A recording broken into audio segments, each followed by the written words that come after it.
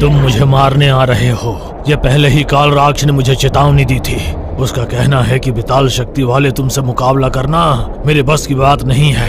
कालराक्ष शक्ति भूअरलोक वासी नीलांबर को बंदी बना कर रखा है और फिर कोई रास्ता ना होने से उसके मुकुट को जबरदस्ती छीन लिया। किसी तरह उसकी पत्नी को 2 दिन में ढूंढ लिया।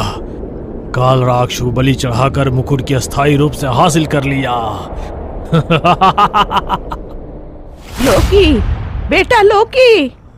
मंत्र वाली काकी जो जप कर रही थी लोकी कहकर जोर से चिल्लाने पर जमदग्नि और भूमि दौड़ते हुए मंत्र वाली काकी के कमरे में जाकर देखते हैं। मंत्र वाली काकी रो रही थी। मंत्र वाली काकी, आपकी आंखों में आंसू? क्या हुआ? क्यों भैरवसुर तांडव दीक्षा को बीच में ही छोड़ दिया? क्या हुआ? लोकी कहकर पुकारा। क्या हुआ सासू जी? क्या हुआ लोकी को? लोकी मर गया। मरने से पहले उसने मुझे याद किया। उसका आर्तनाद अब भी मेरे कानों में गूंज रहा है। बेताल मुकुट पहने लोकी कैसे मर सकता है काकी? जरूर आपने कोई बुरा सपना देखा होगा। लोकी मेरा बेटा, लोकी की मौत लगभग असंभव है। हाँ, लगभग असंभव, लेकिन मुझे क्यों एक अनहोनी का आभास हो रहा है। जन्मदग्नि, इस बार आप भैरवसुर तांडव दीक्षा को फिर से शुरू कीजिए। भूमि, तुम दीक्षा में लगे जन्मदग्नि का ख्याल रखना। इस बीच मैं लोकी के बारे में जानकारी लेकर आती हूँ। मुझे क्यों एक अजीब सा डर लग रहा है। मैं भी आऊंगी सासू जी। मुझे डर है कि लोकी के साथ क्या हुआ। तुम डरो मत भूमि, लोकी को कुछ नहीं होगा, मेरा विश्वास करो।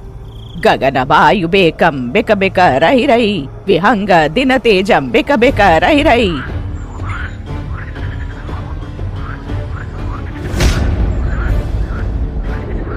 ऐसा मंत्र पढ़ते ही मंत्र वाली काकी आकाश में उड़ते हुए लोकी को ढूंढने के लिए निकल पड़ी। जब तुम्हारे प्राणों पर संकट आएगा तो ये वज्र जरूर तुम्हें बचाएगा। किसी भी परिस्थिति से तुम्हें बचाएगा। ध्यान रखना, किसी भी हालत में ये वज्र नीचे नहीं गिरना चाहिए। अगर गिर गया तो इसका मतलब है कि तुमने अपनी जान की रक्षा करने के लिए वज्र से प्रार्थना की। समझे? सावधान रहना। जब तुम्हारे प्राणों पर संकट आएगा तो ये वज्र तुम्हें बचाएगा।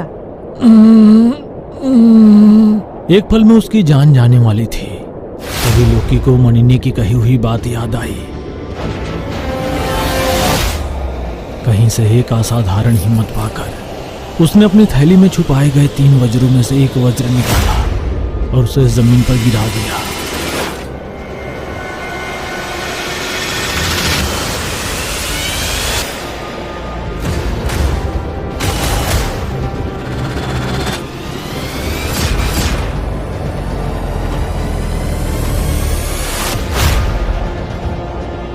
हवा में हाथ घुमाते हुए वो अपने स्थान को मायावी दर्पण के माध्यम से मंत्र वाली काकी को सूचित करना चाहता था। मैं सुरक्षित हूँ। अब ये बात माँ को बतानी चाहिए, लेकिन वो अभी दीक्षा में है। दीक्षा को भंग नहीं करना चाहिए। ठीक है, जमदग्नि को बताता हूँ। ऐसा विचार कर रहा था कि मंत्र वाली काकी लोकी के सामने आ खड़ी हुई। अरे, दीक्षा को बीच में ही छोड़ दिया क्या माँ? मेरे कारण अनजाने में दीक्षा भंग हो गई। लोकी, तुम सुरक्षित हो, यही सबसे बड़ी बात है। दीक्षा का क्या है, उसे फिर से शुरू किया जा सकता है। क्या हुआ? क्यों इतनी जोर से चिल्लाता? लोकी ने जो भी हुआ सब कुछ विस्तार से मंत्र वाली काकी को बताया। नाटा भूत बिल्ली भूत को बंदी बना लिया। मेरी बेताल शक्ति भी उसके सामने एक पल भी टिक नहीं पाई माँ। बेताल, पाताल, वितल, तलतल जैसी कोई भी शक्तियाँ दैवीय शक्ति के सामने नहीं ठहर सकती। तुम जो बता रहे हो उसके अनुसार उस तांत्रिक वित्र जाल ने जिन्हें बंदी बनाया है वे भूवर लोक के सामान्य प्राणी हैं। एक सामान्य महिला के मंगलसूत्र के सामने भी हमारी बेताल शक्ति टिक नहीं सकती, क्योंकि भूवर लोक देवलोक है।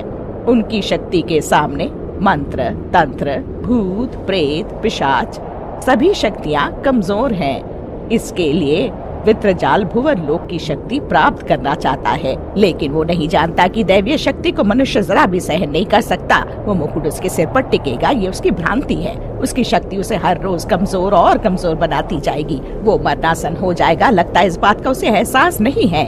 तो अब क्या करे माँ? हमारे दोनों साथी उसके पास बंदी बने हैं, और तो और मैंने माननी से वादा किया था कि मैं उसके पति को बचा कर लाऊंगा। हम हर साल में उस वित्र जाल से अपने लोगों को और मणिनी के पति को बचाएंगे, वरना मानवता के लिए ये बहुत खतरनाक हो सकता है। तो अब क्या करें माँ? पहले उस जगह चले जहाँ वो रहता है।